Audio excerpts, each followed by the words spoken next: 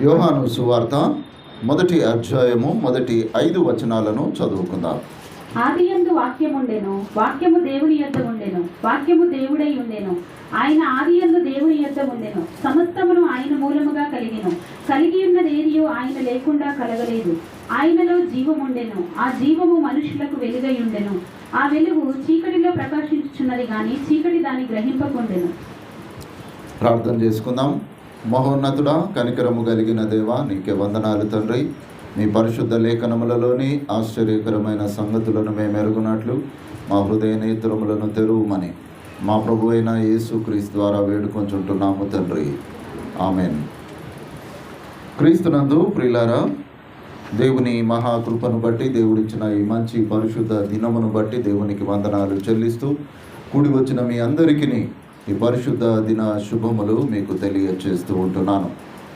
మరి దేవుని కృపను బట్టి గడిచిన 10 సంవత్సరాలు ముగించుకొని 11వ సంవత్సరంలో దేవుడు ఈ సంఘాన్ని నడిపించినటువంటి విధానమును నేను జ్ఞాపకం చేసుకుంటూ ఆయనకు కృతజ్ఞతాస్తుతులు చెల్లిస్తూ ఉంటున్నాను.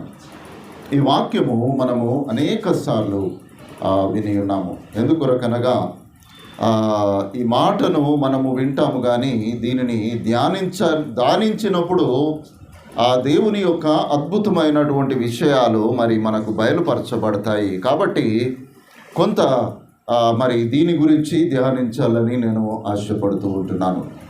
ఆదియందు వాక్యముండెను, వాక్యము దేవుని యొద్ద నుండెను, వాక్యము దేవుడై ఉండెను అనేటటువంటి మాట మనము ధ్యానిస్తూ ఉంటున్నప్పుడు దేవుడు వాక్యమై ఉండెను అనేటటువంటిది మనము జాగ్రత్తగా ఆలోచన చేస్తే ఈ వాక్యమై ఉన్నటువంటి దేవుడు సృష్టికర్త అయి ఉన్నాడు అనేటటువంటిది మనము జ్ఞాపకము చేసుకోవాలి. అంటే సృష్టికర్త అయినటువంటి దేవుడు ఆయన ఆదియందు వాక్యము రూపములో ఉన్నాడు అనేటటువంటిది మనకు ఇక్కడ జ్ఞాపకము చేయబడుతున్నట్లుగా చూస్తాము. కొలస్సై సంఘానికి పౌలు గారు రాస్తూ 1వ అధ్యాయము 17వ వచనములో కూడా ఆ వాక్యాన్ని ఆయన బలపరుస్తున్నట్లుగా చూస్తాము. ఆయన అన్నిటికంటే ముందుగా ఉన్నవాడు, ఆయనే సమస్తమునకు ఆధారభూతుడు. ఈయన అన్నిటికంటే ముందుగా ఉన్నటువంటి వాడు. ఇక్కడ ఆదియందు అనేటటువంటి మాటకు ఇక్కడ అన్నిటికంట ముందుగా ఉన్నటువంటి దేవుడు అనేటటువంటి విషయాన్ని ఆయన సెలవిస్తూ ఆయనే సమస్తమునకు ఆధారమైనటువంటి దేవుడు. కాబట్టి ఆదియందు వాక్యం ఉన్నటువంటి దేవుడు, వాక్యమై ఉన్న దేవుడు, ఆయన సమస్తమునకు ఆధారమైనటువంటి దేవుడై ఉంటున్నాడు. సృష్టికర్త అయినటువంటి ఈ దేవుడు లోకమును సృష్టించక మునుపు ఆయన మరి ఆ వాక్యము అనేటటువంటి దానిని బట్టి మనకు పరిచయము తనను తాను ప్రచురపరుచుకున్నట్లుగా మనము చూస్తాము. కాబట్టి ఆదియందు వాక్యం ఉన్నటువంటి దేవుడు ఆయన మన కొరకు శిలువ మరణము పొందిన తర్వాత ఆయన శరీరధారిగా మన మధ్యలో లేకపోయినప్పటికీ ఆయన ఆదరణకర్త అయినటువంటి దేవుడుగా మన మధ్యలో నివసిస్తూ ఆయన యొక్క పరిశుద్ధ లేఖనములను మన జీవితాల్లో, మన కుటుంబాల్లో, మన వ్యక్తిగత జీవితాల్లో దానిని ఉంచి దాని ద్వారా మానవుడు బ్రతకడానికి ఒక మార్గమును ఆయన చూపించినట్లుగా మనము చూస్తాము. కాబట్టి ఈ సృష్టికర్త వాక్యమై ఉన్నాడు. ఈ వాక్యమై ఉన్నటువంటి దేవుడు సమస్తానికి ఆధారమైనటువంటి వాడుగా ఉన్నాడు అనేటటువంటి విషయము ఇక్కడ చెప్పబడుతున్నట్లుగా చూస్తాము. రెండవది ఆ ప్రకటన గ్రంథము 19వ అధ్యాయము 13వ వచనాన్ని ఒకసారి చదువుకుందాం.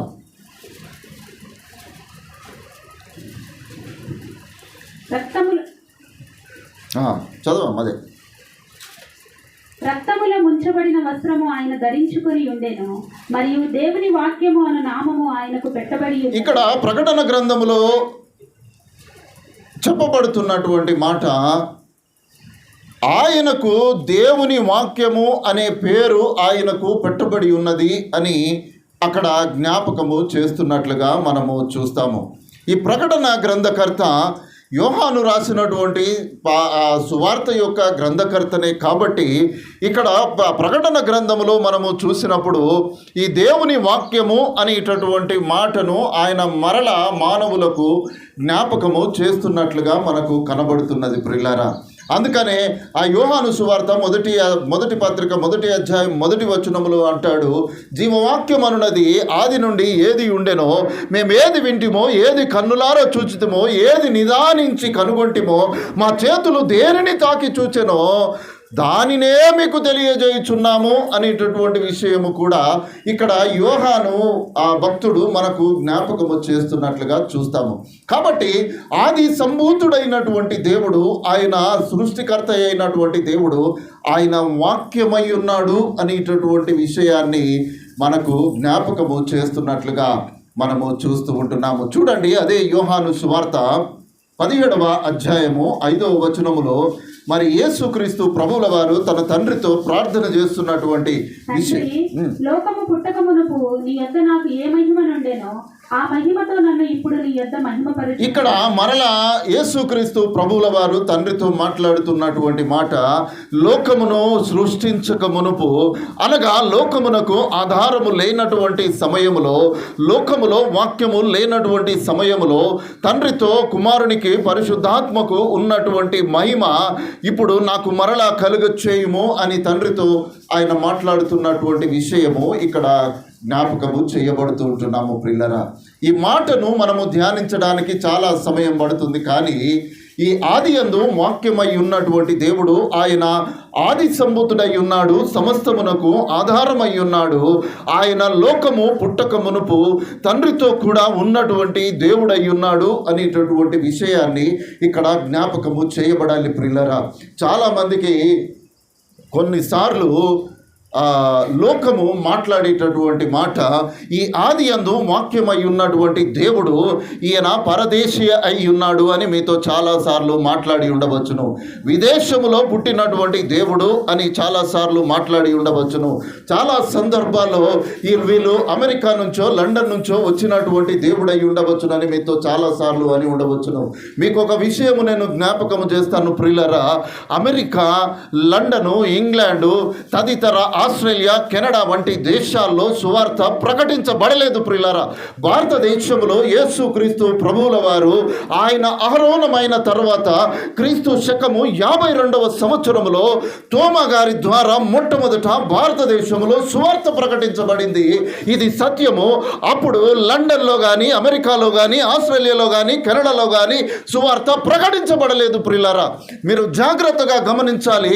సువార్తను అంగీకరించినటువంటి విదేశీయులు మన భారతదేశంలో సువార్త ప్రకటించబడిన తర్వాత వారు క్రైస్తవులుగా మార్చబడ్డారు. కానీ భారతదేశానికి ఉన్నటువంటి గొప్ప ఆదరణ ఏంటిదో తెలుసా?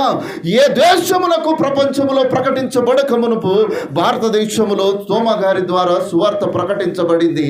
కాబట్టి మనకు ఎవరో ఎక్కడి నుంచో వచ్చినటువంటి సువార్త కాదు ప్రియులారా, యేసుక్రీస్తుతో ఆయనతో కూడా పరిచర్య చేసినటువంటి ఆయన అక్కడ యోహాను సువార్త మొదటి పత్రిక 1వ అధ్యాయము 1వ వచనంలో చెప్పబడుతున్నటువంటి మాట, మేము ఏది వింటిమో, మేము ఏది కన్నులారా చూచితిమో, ఏది నిదానించి కనుగొంటిమో, దేనినైతే మేము తాకి చూచామో దానినే ప్రకటిస్తున్నాము. తోమా యేసుక్రీస్తు ప్రభువుల వారి గాయములలో వేలు పెట్టి తాకి చూచి నమ్మినటువంటి వాడై ఆయన భారతదేశంలో సువార్తను ప్రకటించాడు. ఏ సువార్తను తెలుసా ప్రియులారా? ఆది యందు వాక్యమై ఉన్నటువంటి దేవుని యొక్క సత్యమును భారతదేశంలో మొట్టమొదటిగా ప్రకటించబడింది. ఆ తర్వాత ఇంగ్లాండ్ కానీ, అమెరికా కానీ, ఆస్ట్రేలియా కానీ, ఇంకా అనేకమైనటువంటి ఈనాటి క్రైస్తవ దేశాలు ఆ తర్వాత సువార్త ప్రకటించబడ్డాయి. కానీ బాధాకరమైన విషయం ఏమిటో తెలుసా ప్రియులారా? యేసుక్రీస్తు తన శిష్యుడైనటువంటి తోమా ద్వారా ప్రకటించబడినటువంటి భారతదేశము క్రైస్తవ దేశముగా మార్చబడలేదు. కానీ ఆ తర్వాత సువార్త ప్రకటించబడినటువంటి దేశాలే దేవునికి తమను తాము లోపరుచుకున్నటువంటి వారుగా మనకు కనబడతారు. కాబట్టి క్రైస్తవులమైనటువంటి మనము ఈ మాట చాలా జాగ్రత్తగా మనము గమనించాలి ప్రియులారా. చాలా సందర్భాల్లో మనము బయట వెళుతుంటున్నప్పుడు విదేశీ దేవుడు అనేటటువంటి మాట మాట్లాడతారు, కానీ ఆయనే మనకు మార్గమును చూపించేటటువంటి దేవుడు, ఆయన ఆధారమైనటువంటి దేవుడు, ఆది సంభూతుడైనటువంటి దేవుడు, ఆయన అల్ఫా ఒమేగా అయినటువంటి దేవుడై ఉన్నాడు అనేటటువంటి విషయాన్ని జ్ఞాపకము చేస్తూ భారతదేశానికి తన ప్రియ శిష్యుడైనటువంటి తోమా ద్వారా భారతదేశానికి రక్షణ సువార్త ప్రకటించబడింది. ఆ ఆది అంతమునై ఉన్నటువంటి వాక్యమై ఉన్న దేవుని గురించి. కాబట్టి ప్రియమైనటువంటి దేవుని బిడ్డలారా, సువార్త యేసుక్రీస్తును మొట్టమొదటిగా తెలుసుకున్నది భారతదేశమే అనేటటువంటి ఒక గర్వముతో మనము నేను భారతీయ క్రైస్తవుని అని చెప్పుకోవడానికి మనము వెనకాడాల్సినటువంటి అవసరత లేదు ప్రియులారా. కాబట్టి ప్రియమైన దేవుని బిడ్డలారా, మొట్టమొదటిగా సృష్టికర్త వాక్యమై ఉండెను. ఆ వాక్యము ఆ కలిగి ఉన్నది ఏదియు ఆయన లేకుండా కలగలేదు. ఆయన ఆది యందు దేవుని యొద్ద నుండెను, సమస్తము ఆయన మూలముగా కలిగెను, కలిగి ఉన్నది ఏదియు ఆయన లేకుండా కలగలేదు. ఈ విషయాన్ని మనము జాగ్రత్తగా ఆలోచన చేయాలి ప్రియులారా. ఎందుకొరకనగా ఆయన లేకుండా ఏదియో లోకములో కలగలేదు అనేటటువంటి విషయాన్ని మనము జ్ఞాపకము చేసుకుంటున్నప్పుడు అందులో ఎవరమున్నాము? వ్యక్తిగతంగా నేను కూడా ఉన్నాను. నీ జీవితములలో నువ్వు ఇక్కడ కూర్చున్నావు అని అంటే ఆయన ఆధారమై ఉన్నాడు, ఆది సంభూతుడైనటువంటి దేవుడై ఉన్నాడు. ఆయన లేకుండా ఏది కలగలేదు అని అంటే ఆ కలిగిన దాంట్లో నీవు నేను కూడా ఒక భాగమై ఉన్నాము అనేటటువంటి విషయము మనము జ్ఞాపకము చేసుకోవాలి. కొలస్సీలకు రాసిన పత్రిక 1వ అధ్యాయము 15-16 వచనాలు ఒక్కసారి జ్ఞాపకము చేసుకుందాం. ఆయన అదృశ్య దేవుని స్వరూపి అయి సర్వ సృష్టికి ఆది సంభూతుడై ఉన్నాడు. ఏలయనగా ఆకాశమందున్నవియు భూమి అందున్నవియు దృశ్యమైనవి గాని అదృశ్యమైనవి గాని అవి సింహాసనములైనను ప్రభుత్వములైనను ప్రధానులైనను అధికారములైనను సర్వమును ఆయన యందు సృజింపబడెను.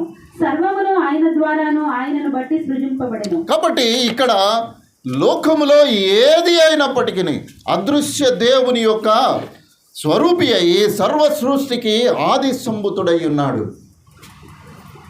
హెబ్రీ పత్రికలో 11వ అధ్యాయం 1వ వచనంలో ఏముంటుంది?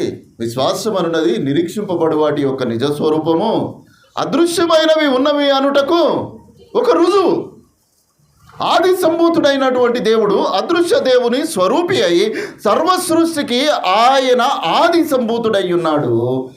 ఎందుకు అని అంటే ఆకాశమందున్నవి భూమి అందున్నవి దృశ్యమైనవి అదృశ్యమైనవి సింహాసనములైనను ప్రభుత్వములైనను ప్రధానులైనను అధికారులైనను ఏదైనా సరే కేవలము ఆ అదృశ్య దేవుని యొక్క ఆ సృష్టి, లేదనంటే వాక్యమై ఉన్న దేవుని యొక్క సృష్టి అనేటటువంటి విషయము ఇక్కడ మనకు జ్ఞాపకము చేయబడుతూ ఉంటున్నాము.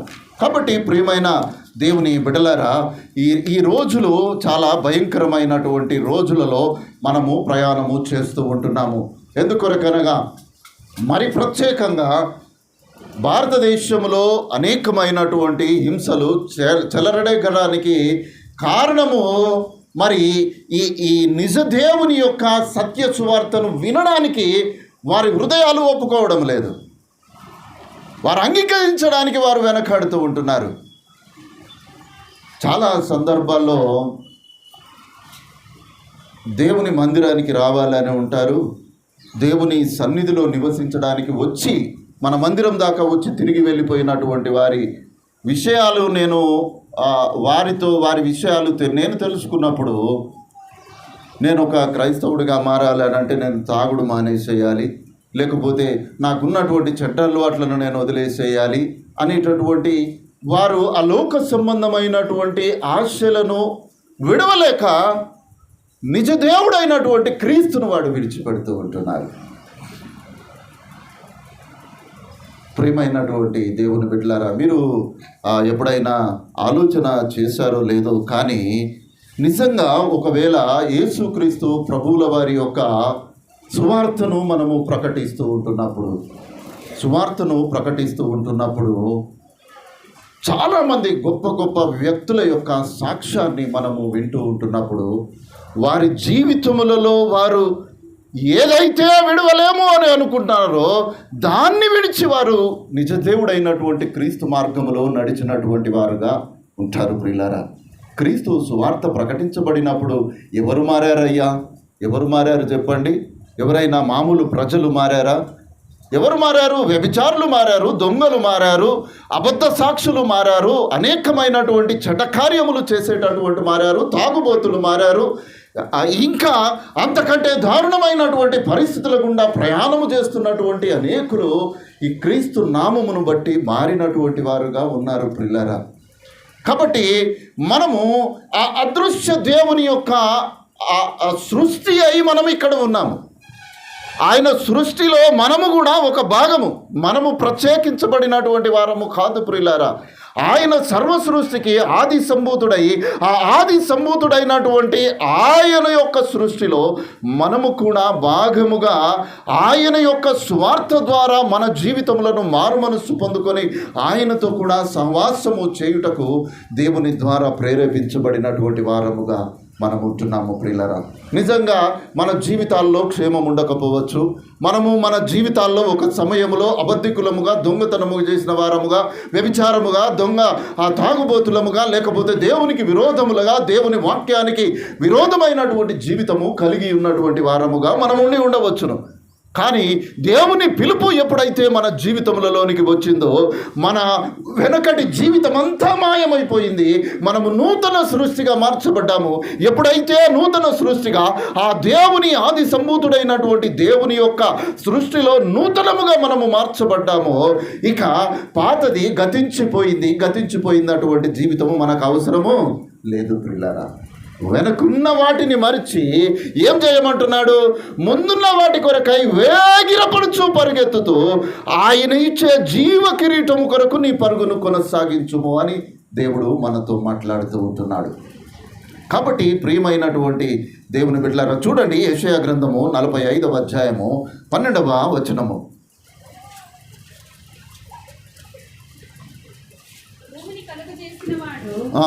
నేనే దాని మీదనున్న నరులను నేనే సృజించి తిని నా చేతులు ఆకాశములను విశాలపరచెను, వాటి సర్వ సమూహములకు నేను ఆజ్ఞ ఇచ్చి. 18వ వచనం.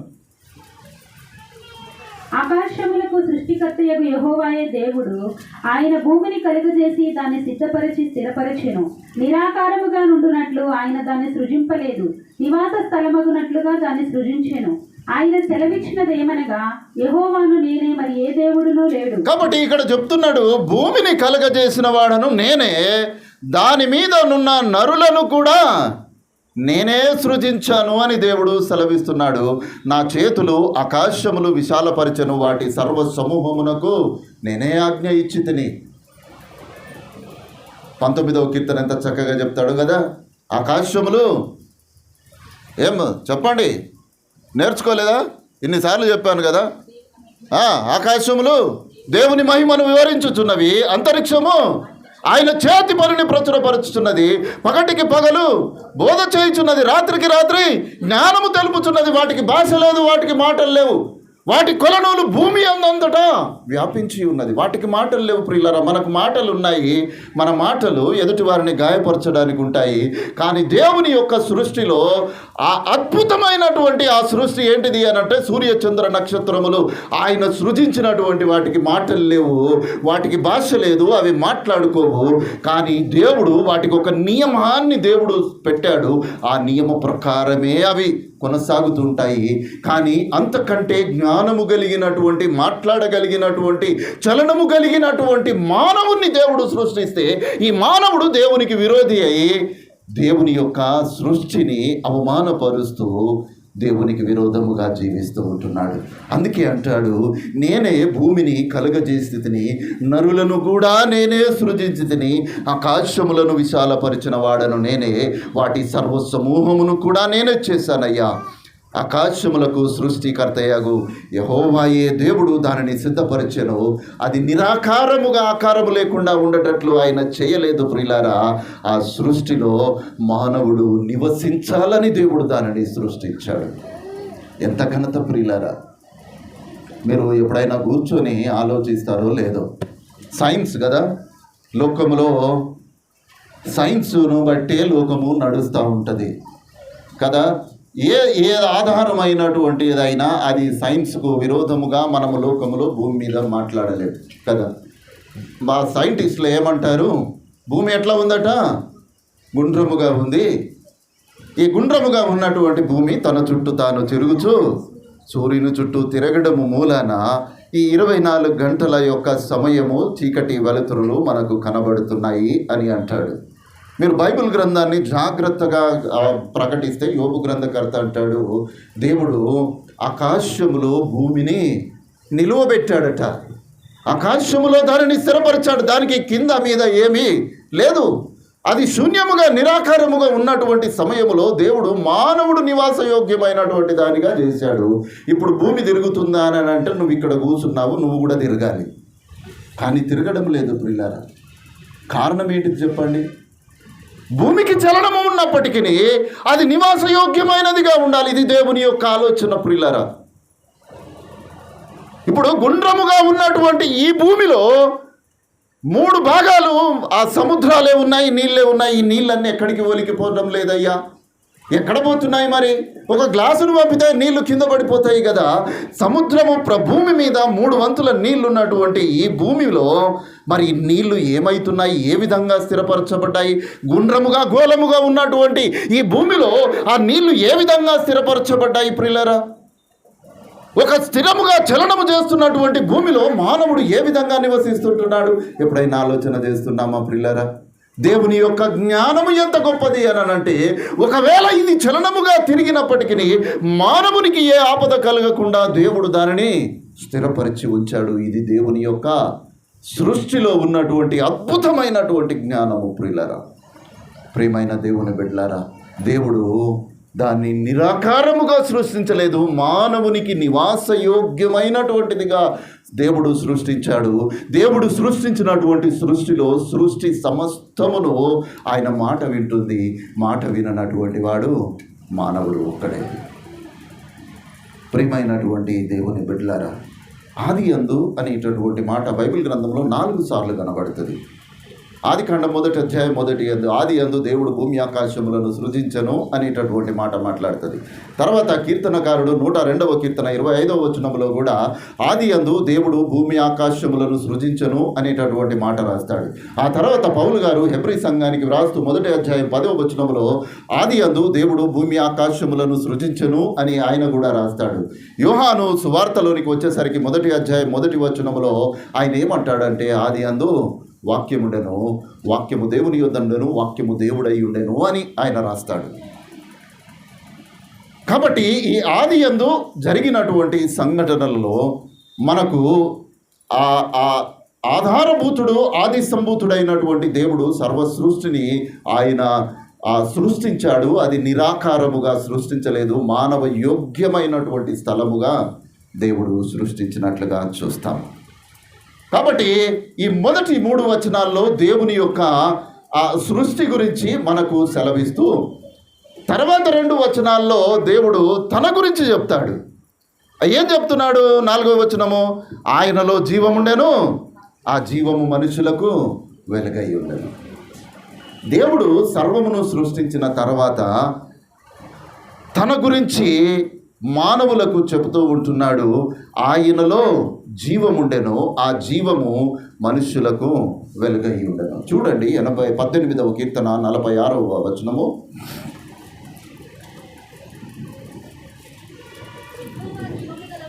యెహోవా జీవము గలవాడు, నా ఆశ్రయదుర్గమైన వాడు, స్తోత్రార్హుడు, నా రక్షణకర్త అయిన దేవుడు బహుగా స్తుతి నందునుగా. కానీ అక్కడ కీర్తనకారుడు రాస్తున్నాడు, యెహోవా ఎవరట? జీవము కలిగినటువంటి దేవుడు. ఆయన ఆది సంభూతుడైనటువంటి దేవుడు, ఆది యందు ఆయన వాక్యమై ఉన్నటువంటి దేవుడు, సృష్టికర్త అయినటువంటి దేవుడు. ఈ దేవుడు జీవము కలిగిన వాడు అని అక్కడ చెప్తున్నట్లుగా చూస్తాము. దానియేలు గ్రంథంలో మనము చూస్తూ ఉంటున్నప్పుడు దానియేలును తీసుకొని పోయి సింహబోన్లో పడేశారు. ఇది దర్యావేసుకు విరోధముగా ఆయనకు తెలియకుండా జరిగింది. తెలిసి జరిగిన ఆ దానియేలును ఆ సింహపు బోన్లో ఆయనను పడేశారు. దర్యావేషుకు రాత్రి అంతా నిద్రపట్టలేదు. ఎప్పుడు తెల్లారుతుందా అని చూస్తూ ఉంటున్నాడు. ఎందుకో తెలుసా? ఎందుకో చూడండి, ఆ 6వ అధ్యాయము 20వ వచనం చూడండి.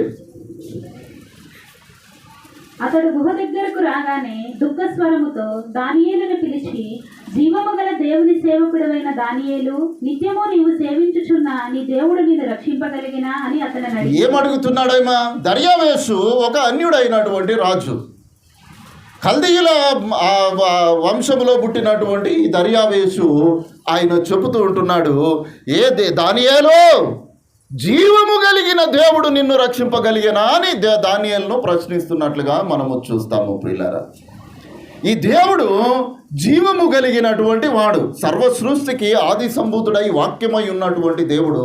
ఈయన జీవము లేనటువంటి వాడుగా లేడు, కానీ ఈయన జీవము కలిగినటువంటి దేవుడై ఉన్నాడు అని ఆ 18వ కీర్తనలో చెబుతూ ఇక్కడ దానియేలు గ్రంథములో అన్యుడైనటువంటి రాజు అంటున్నాడు, జీవము కలిగిన దేవుడు నిన్ను రక్షించేనా అని అడుగుతూ 26వ వచనంలో ఏమంటున్నాడు చూడండమ్మా. నా సముఖమున నియమించినదేమనగా, నా రాజ్యములోని సకల ప్రభుత్వములు యందు నివాసులు దానియేలు యొక్క దేవునికి భయపడచ్చు ఆయన సముఖమున వణుకుచుండవలెను. ఆయనే జీవము గల దేవుడు, ఆయనే యుగయుగములు ఉండువాడు. ఆయన రాజ్యము నాశనము కానేరదు, ఆయన ఆధిపత్యము తుదమట్టుకునుండును. కాబట్టి ఇక్కడ ఆయన జీవము కలిగినటువంటి దేవుడు. ఆ జీవము కలిగిన దేవుని యొక్క సన్నిధిలో మీరు వణుకుచు భయపడుచు ఉండాలి అని తన రాజ్యపత్రములో ఆయన ఒక మాటను రాయించినట్లుగా మనము చూస్తాము. ప్రియులారా, ప్రేమైనటువంటి దేవుని బిడ్డలారా, దానియేలు యొక్క దేవునివి జీవము కలిగిన దేవుడు అని అంటున్నాడు. దానియేలుకే జీవము కలిగిన దేవుడా, నీకు గాడా? ఏమంటాము ప్రియులారా? ఎప్పుడైనా మనం ఏం చేస్తాము? దానియేలు మహాభక్తుడయ్యా, నేనేపాటి వాడను అని అనుకుంటాము. కానీ నిజంగా ఆలోచన చేస్తే దానియేలును ఏ విధంగా దేవుడు సృష్టించాడో నిన్ను కూడా అదే విధంగా సృష్టించాడు. సృష్టిలో తేడా ఏమి లేదు ప్రియులారా. మన విశ్వాసములో తేడా ఉంటుంది, మన ప్రార్థన జీవితములలో తేడా ఉంటుంది, మన కుటుంబ పరిస్థితులలో తేడా ఉంటుంది, మన ఆలోచనల్లో వ్యత్యాసం ఉంటుంది, మన జీవిత విధానంలో మనమే వ్యత్యాసము కలుగజేసుకొని దేవునికి విరోధముగా మనల్ని మనము సిద్ధపరచుకునేటటువంటి వారముగా ఉంటాము. అంతేగాని దానియేలు గొప్పవాడు, నీవు తక్కువ వాడవని ఎక్కడ కూడా లేదు ప్రియులారా.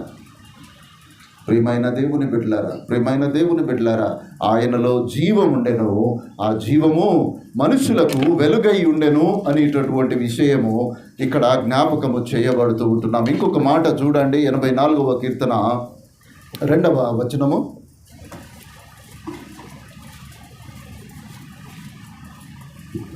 యెహోవా మందిర ఆవరణములను చూడవలెనని నా ప్రాణము ఎంతో ఆశపడుతున్నది, అది సొమ్మసిల్లుచున్నది. జీవము గల దేవుని దర్శించుటకు నా హృదయమును నా శరీరమును ఆనందముతో కేకలు వేయుచున్నది. ఇక్కడ మరలా నేను జ్ఞాపకం చేస్తాను. నేను ప్రతి ఆదివారము ఏదో ఒక సందర్భంలో దేవుని సన్నిధిలో పరిశుద్ధ దినంలో ఉండాలి అని జ్ఞాపకం చేస్తాను కదా. ఇక్కడ లేఖనం ఏం మాట్లాడుతూ ఉంటుంది అనగా, దావీదు అంటున్నాడు, అది కీర్తన దావీదు కాదు, వేరెవరు రాశారు కదా. 84వ కీర్తన, యెహోవా మందిరామరణములు చూడవలెనని నా ప్రాణము ఎంతో ఆశపడుచున్నది, అది సొమ్మసిల్లుతున్నది. ఎందుకో తెలుసా? జీవము కలిగిన దేవుని నివాస స్థలం అది. ఎక్కడికి పోవాలయ్యా? మన ప్రియులను కలవాలి అని అంటే ఏం చేయాలి? వాళ్ళ ఇంటికి పోవాలి కదా, వారిని దర్శించాలి, వారి యొద్దకు పోయి వారి యోగక్షేమాలు మనము తెలుసుకోవాలి, వారి కొరకు ప్రార్థన చేసి రావాలి. ఇక్కడ దేవుడు ఏమంటున్నాడు? నా ప్రాణము సొమ్మసిల్లుతున్నది. ఎందుకో తెలుసా?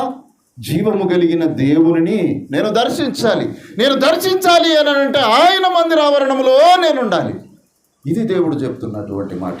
అందుకే పరిశుద్ధ దినము దేవుని సన్నిధిలో ఉండాలి. ఎందుకొరకు అనగా, అది జీవము కలిగిన దేవుని యొక్క ఇల్లు.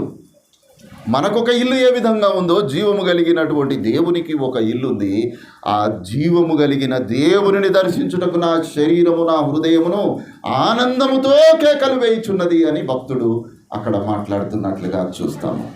ప్రియమైన దేవుని బిడ్డలారా, ఆ కొరింథీ సంఘానికి పౌలు గారు రాస్తూ 15వ అధ్యాయం 45వ వచనంలో అంటాడు, ఇందు విషయమై ఆదామను మనుష్యుడు మొదటి మనుష్యుడు జీవించు ప్రాణి ఆయను, కడపటి ఆదామట జీవింపజేయు ఆత్మ ఆయను.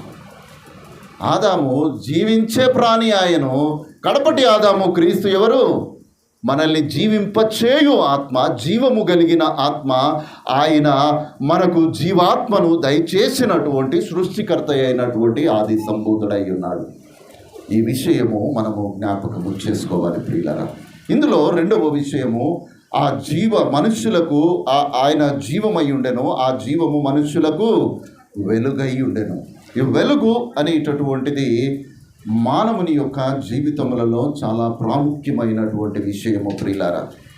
చూడండి, మొదటి యోహాను పత్రిక 1వ అధ్యాయము 5వ వచనము.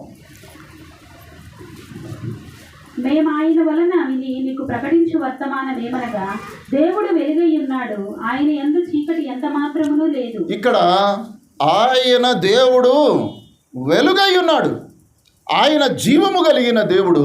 ఈ జీవము కలిగినటువంటి దేవుడు వెలుగై ఉన్నాడు, ఆయనలో చీకటి ఎంత మాత్రమునో లేదు అనేటటువంటి విషయము ఇక్కడ జ్ఞాపకము చేయబడుతున్నాం. ప్రకటన గ్రంథము 22వ అధ్యాయము 16వ వచనము. సంఘముల కోసము ఈ సంగతులను గూర్చి మీకు సాక్ష్యం ఇచ్చుటకు యేసు అను నేను నా దూతను పంపియున్నాను. నేను దావీదు వేరు చిగురును సంతానమును ప్రకాశమైన వేగు చుక్కనై ఉన్నాను. నేను ప్రకాశమైన వేకువ చుక్కనై ఉన్నాను అని ప్రకటన గ్రంథములో మరలా మనకు జ్ఞాపకము చేస్తున్నాడు. అక్కడ దావీదు సమూయేలు గ్రంథములో 22వ అధ్యాయం 29వ వచనములో అంటాడు, యెహోవా నీవు నాకు దీపమై ఉన్నావు, యెహోవా చీకటిని నాకు వెలుగుగా చేయును అనేటటువంటి మాట అక్కడ కనబడుతుంది. ఇక్కడ జ్ఞాపకము చేయబడవలసినటువంటి విషయం ఏమనగా, ఆయన సృష్టికర్త అయినటువంటి ఆది సంభూతుడైనటువంటి దేవుడు, ఆది యందు ఆయన వాక్యమై ఉన్నటువంటి దేవుడు, ఆ దేవునికి జీవము కలిగి ఉండెను, ఆ జీవము మనకు వెలుగై ఉండెను అనేటటువంటి విషయము జ్ఞాపకము చేయబడుతూ ఉంటున్నాము. యోహాను సువార్త 12వ అధ్యాయము 46వ వచనాన్ని మనము చూస్తే, నా యందు విశ్వాసముంచువాడు చీకటిలో నిలిచి ఉండకుండానట్లు నేను ఈ లోకమునకు ఎటుదట వెలుగుగా వచ్చి ఉన్నాను. ఆయననే వెలుగై మన జీవితములలో ఉన్నటువంటి చీకటిని తొలగించడానికి ఆయన వెలుగుగా వచ్చి ఉన్నాడు అనేటటువంటి విషయాన్ని ఇక్కడ మరలా జ్ఞాపకము చేయబడుతూ ఉంటున్నాను. 8వ అధ్యాయము 12వ వచనములో అంటాడు, మరలా యేసు నేను లోకమునకు వెలుగును, నన్ను వెంబడించువాడు చీకటిలో నడవక జీవపు వెలుగు కలిగి ఉండును అనేటటువంటి విషయము అక్కడ జ్ఞాపకము చేయబడుతూ ఉంటున్నాము. ప్రియమైనటువంటి దేవుని బిడ్డలారా, జీవము కలిగిన దేవుని యొక్క బిడ్డలముగా మనము ఉంటుండగా ఆ జీవము మానవులకు వెలుగై ఉన్నది అనేటటువంటి విషయాన్ని మనము ఎన్నడూ కూడా మరిచిపోకూడదు.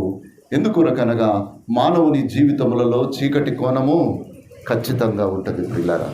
చీకటి కోణము అనేటటువంటిది ఉంటుంది, కానీ నీవు వెలుగులోనికి వచ్చిన తర్వాత మరలా చీకటిలో ఉండకూడదు.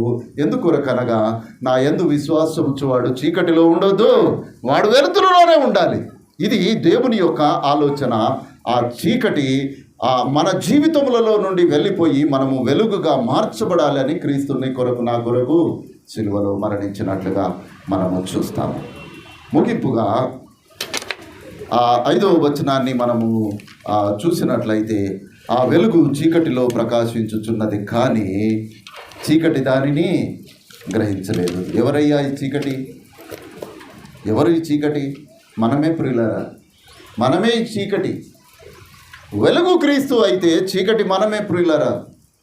చీకటి దేవుని సృష్టిలో దేనికి లేదు. సూర్య చంద్ర నక్షత్రములకు చీకటి లేదు, అవే స్వయం ప్రకాశకులుగా అవి వెలుగుతూ ఉంటున్నాయి. ఏదైతే వాటి మీద అధికారము దేవుడు ఇచ్చాడో ఆ మానవుడే చీకటి అయిపోయాడు.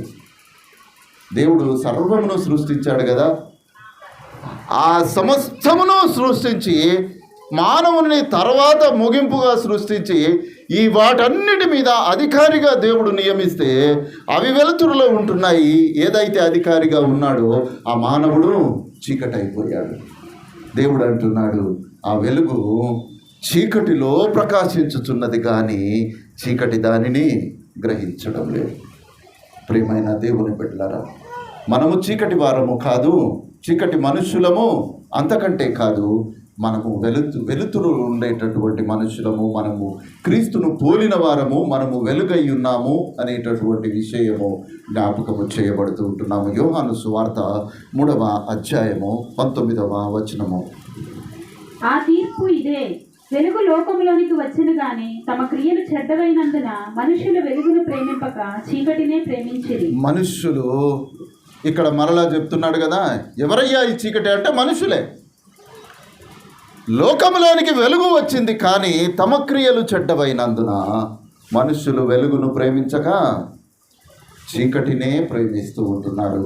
ఇంకా చీకటిలో ఉన్నటువంటి మనుషులు అనేకలు ఉన్నారు. పిల్లారా, క్రైస్తవులు అని పిలువబడుతున్నటువంటి వారు, బాప్తిస్మము పొందినటువంటి వారు, క్రీస్తు శరీర రక్తములో పాలు పంపులు పొందుతున్నటువంటి వారు ఇంకా చీకటిలో ఉన్నారు అని చెప్పడమే బహువేదనకరమైనటువంటి విషయము. కాబట్టి ప్రియమైన దేవుని బిడ్డలారా, మనము వెలుగై ఉన్నాము, మనలో చీకటి మాత్రము ఎంత మాత్రమునకు మనకు అవసరము లేదు అనేటటువంటి విషయము మనము జ్ఞాపకము చేయబడుతూ ఉంటున్నాము. రోమా సంఘానికి పౌలు గారు రాస్తూ 1వ అధ్యాయము 28వ వచనములో అంటాడు, మరియు వారు తమ మనస్సులో దేవునికి చోటియనుల్లకపోయిరి గనక చేయరాని కార్యములు చేయుటకు దేవుడు భ్రష్ట మనస్సుకు వారిని అప్పగించాడు. మనము చీకటి మన జీవితములలో ఉందా, ఇంకా చీకటి కార్యములు చేయడానికి దేవుడే మనల్ని అపవాదికి అప్పగిస్తున్నాడు అనేటటువంటి విషయము ఇక్కడ జ్ఞాపకము చేయబడుతూ ఉంటున్నాము.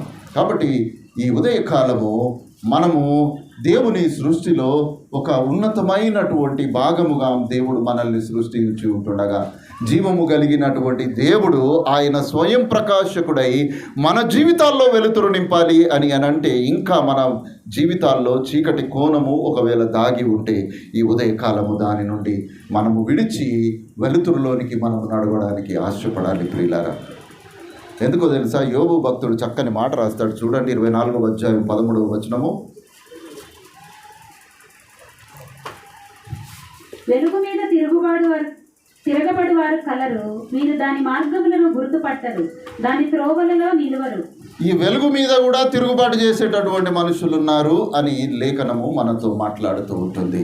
ప్రియమైన దేవుని బిడ్డలారా, వెలుగు మీద తిరుగుబడువారు కలరు, దాని మార్గములను వారు గుర్తుపట్టరు కదా.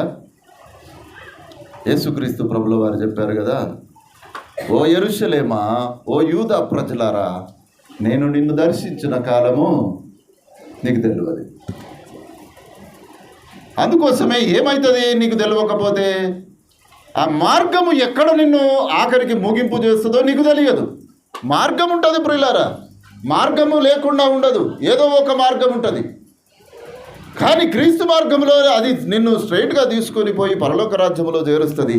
నీవు నడుస్తున్నటువంటి మార్గము అది వెలుగు కలిగిన మార్గమా కాదా అని ఒక్కసారి ఆలోచన చేయాలి. భక్తుడు అంటున్నాడు, వెలుగు మీద కూడా తిరుగుబడువారు కలరు, వీరు దాని మార్గములను గుర్తుపట్టరు. వారికి అసలు అది గుర్తుపట్టడానికి అవకాశమే ఉండదు. ఒకవేళ అవకాశం వచ్చిన ఆ త్రోవలలో వారు నిలువబడరు. ఎందుకొరకనగా చేయరాని కార్యములు చేయుటకు దేవుడు భ్రష్ట మనసు వారికి ఇచ్చాడు కనుక ఇక వారి జీవితము చీకటిమయముగానే ఉంటుంది. మనము విని విడిచిపెట్టు వారముగా ఉండక ఆ క్రీస్తు మార్గములో నడిచేటటువంటి స్థితిని, ఆ అనుభవమును మనము పొందుకోవాలని దేవుడు ఆశపడుతూ ఉంటున్నాడు. కాబట్టి ప్రియమైన దేవుని బిడ్డలారా, కానీ మనము దేవుని తట్టు ఒకవేళ తిరిగితే, చీకటిలో నుండి నేను వెలుతురులోనికి రావాలి అని ఆశ కలిగి ఈ చీకటి నుండి మనము వెలుతురులోనికి చూడాలని ఒకవేళ ఆశపడితే, కీర్తనకారుడు ఒక చక్కని మాట మనతో మాట్లాడుతూ ఉంటున్నాడు. 34వ కీర్తన 5వ చరణం. వారు ఆయన తట్టు చూడగా వారికి వెలుగు కలిగెను, వారి ముఖములు ఎన్నడూ లజ్జింపకపోవును. ఇక ఏమంటున్నాడు, వారు ఈ చీకటిని వెలిచి వెలుతురు తట్టు నీవు చూసావా, ఇక సిగ్గుపడేటటువంటి దినాలు ఇక మన జీవితములలో ఉండవు ప్రియులారా, ఇక ఉండవు. ఆ జీవితంలో నుండి దేవుడు మనల్ని విడుదల కలగచేస్తాడు. కాబట్టి మనము జీవము కలిగిన దేవుని యొక్క బిడ్డలముగా మనము లోకములో నివసిస్తూ ఉంటుండగా ఇంకా చీకటి కార్యములు, చీకటి కోణము మన జీవితములలో ఉంటే దేవుడు అంటున్నాడు, నా తట్టు ఒక్కసారి చూడయ్యా, నీకు వెలుగును నేను ప్రసాదిస్తాను. ఇక నీవు లోకములో కానీ నీ జీవితములలో ఎన్నడూ కానీ నీవు సిగ్గుపడక నీవు నా కొరకు జీవిస్తావు అని దేవుడు మనతో మాట్లాడుతూ ఉంటున్నాడు. యెషయా గ్రంథకర్త అంటాడు, ఇక మీదట సూర్యుని ప్రకాశము నీకు వెలుగుగా ఉండదు, నీకు వెలిగించుటకై చంద్రుడు ఇక నీకు ప్రకాశింపడు, యెహోవాయే నీకు నిత్యమైన వెలుగును, నీ దేవుడు నీకు భూషణముగా ఉంటున్నాడు. ఎవరు ఉండాలయ్యా భూషణముగా? ప్రియమైన దేవుని బిడ్డలారా, భూషణం అంటే ఏంటో తెలుసా? పేరు కాదు అది.